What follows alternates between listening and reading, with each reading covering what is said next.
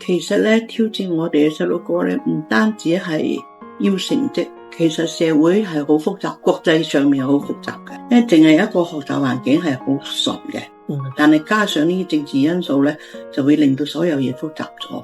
我曾經有一個細路哥入到香港大學讀到第3年啦，2019年嘅時候，佢要用返福建中學校友嘅身份嚟到發表一啲反動嘅言論。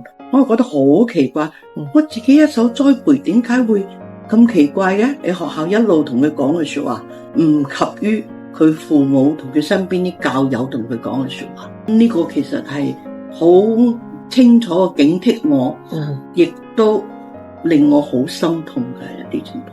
好純好叻嘅細路仔嚟㗎。我哋一如既往嗰個國安教育，我哋從來都冇放棄過。